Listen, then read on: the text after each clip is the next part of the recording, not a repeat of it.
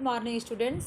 बच्चों, आज हम हिंदी व्याकरण के पाठ 2 वर्ण विचार नामक पाठ का अध्ययन करेंगे। बच्चों, बोलते समय हमारे मुख से जिन ध्वनियों का उच्चारण होता है वे ध्वनियाँ क्या हैं? वे ध्वनियाँ भाषा की लघुत्तम इकाई होती हैं। क्या होती हैं? भाषा की लघुत्तम इकाई। और उन ध्वनियों को हम क्या कहते हैं? वर्ण कहते हैं। क्या कहते हैं? वर्ण। वर्ण जो है ध्वनि का लिखित रूप है। वर्ण किसका लिखित रूप है? ध्वनियों का। यानी हमारे मुख से जो ध्वनि निकलती है उसे वो किसी न किसी वर्ण को इंगित करती है। जैसे क, ख, च, ट, त, प, ये सारे जो हैं वर्ण के अंतर्गत आते हैं। इन्हें ध्वनि के रूप में बोला जाए या लिखा जाए, दोनों स्थितियों में ये वर्ण कहलाते हैं। अतः हम कह सकते हैं कि भाषा की मौखिक या लिखित सबसे छोटी ध्वनि जिसकी खंड न किया जा सके वर्ण कहलाती है। अर्थात वर्ण भाषा की उस मूल ध्वनि को कहते हैं जिसके और टुकड़े न हो सके। बच्चों, वर्ण की कुछ निम्नलिखित विशेषताएं होती हैं। जैसे वर्ण को ध्वनि भी कहा जाता है। वर्ण को ध्वनि भी कहा जाता है। ध्वनि वर्ण का लिखित रूप है। वर्ण जो है ध्वनि का लिखित रूप है। उसके बाद इसके टुकड़े नहीं किए जा सकते। किसके टुकड़े नहीं किए जा सकते? तो वर्ण के टुकड़े नहीं किए जा सकते हैं। उसके बाद वर्णों के मेल से ही शब्द बनता है। किसके मेल से? वर्णों के मेल से ही शब्द बनता है। उसके बाद है कि हर भाषा में वर्णों की संख्या समान नहीं होती। यानी कि हर भाषा में वर्णों की संख्या समान नहीं होती है। आगे देखते बच्चों, आइए वर्णमाला पे चलते हैं। वर्णमाला, यहाँ पे वर्णमाला दो शब्दों से मिल करके बना है। वर्णों की माला अर्थात जैसे क्रम से जब लिखे आते हैं वर्ण, जैसे क, ख, ग, घ, अंगा, यहाँ पे सारे वर्ण जो एक माला की तरह से एक दूसरे से गुथे होते हैं, इसीलिए इसे कहते हैं हम वर्णमाला।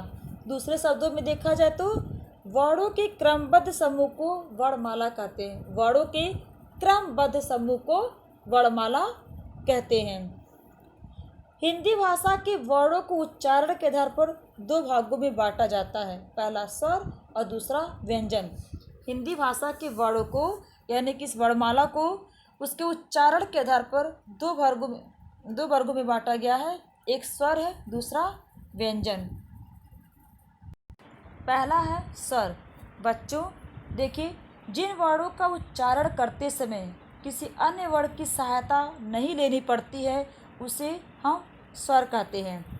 दूसरे शब्दों में देखिए, जिन वर्णों के उच्चारण में श्वास वायु बिना किसी रुकावट के हमारे मुख से निकलती है उन्हें हम स्वर कहते हैं। बच्चों, आप इसका उच्चारण करिए, जैसे अ, आ, ई, री, ए, ओ, औ। और आप देखेंगे कि इसका उच्चारण करते समय हवा जो हमारे मुख से बिना रुकावट के निकल रही है। अतः ये सभी स्वर हैं। इनकी संख्या कितनी है? तो इनकी संख्या जो है 11 है। कितनी है? 11। यहाँ पे देखिए अ, आ, ई, उ, री, ए, ओ, औ, ये कुल 11 है। यानी कि इनकी संख्या 11 होती है। अब आगे देखिए, स्वरों का उच्चारण करने में लगने वाले समय के आधार पर स्वरों के निम्नलिखित दो भेद होते हैं। यानी कि स्वरों का उच्चारण करने में, यानी कि हम स्वर का जब उच्चारण करते हैं तो उसको समय के आधार पे हमने बांटा है उसको। जैसे पहला है ह्रस्व स्वर और दूसरा है दीर्घ स्वर। बच्चों, पहला देखिए ह्रस्व स्वर। जिन स्वरों के उच्चारण में एक मात्रा का समय लगता है अर्थात सबसे कम समय लगता है उन्हें हम कहते हैं ह्रस्व स्वर। एक बार फिर सुन लीजिए, जिन स्वरों के उच्चारण में एक मात्रा का समय लगता है अर्थात सबसे कम समय लगता है उससे हम कहते हैं ह्रस्व स्वर। ये हिंदी में सिर्फ 4 है। ये जैसे अ, ई, उ, री, ये सबसे स्वर में सबसे छोटे हैं, यानी कि सबसे लघु रूप में है। इसको हम लघु स्वर भी कहते हैं। इससे छोटा कोई स्वर नहीं है। अब आइए दीर्घ स्वर। जिन स्वरों के उच्चारण में एक मात्रा से अधिक लगभग 2 मात्राओं का समय लगता है उन्हें हम कहते हैं दीर्घ स्वर। जैसे आ, ई, उ, ए, ओ, औ, इसे हम दीर्घ स्वर कहते हैं और इसके साथ साथ इसे हम संयुक्त स्वर भी कहते हैं। वो इसलिए क्योंकि ये दो स्वरों के योग से बना हुआ, इसलिए इसको हम संयुक्त स्वर भी कहते हैं। बच्चों, कुछ लोग उच्चारण में लगने वाले समय के आधार पे एक स्वरों का और भेद भी मानते हैं, यानी कुछ विद्वानों का मत है कि इन दोनों स्वरों के बाद एक और स्वर है जिसे हम कहते हैं प्लुत स्वर। प्लुत स्वर का उच्चारण करने में ह्रस्व स्वर की अपेक्षा 3 गुना समय लगता है, अर्थात इसके उच्चारण में हमें 3 मात्राओं का समय लगता है, इसीलिए इसको हम कहते हैं प्लुत स्वर।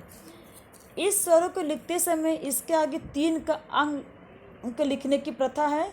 जैसे ओम, यहाँ पे ओ लुप्त स्वर है, क्योंकि इसके उच्चारण में समान उच्चारण की अपेक्षा 3 गुना का समय लगता है। बच्चों, आज के लिए इतना ही। आगे का पाठ हम कल शुरू करेंगे, बताएंगे आप लोग को। धन्यवाद।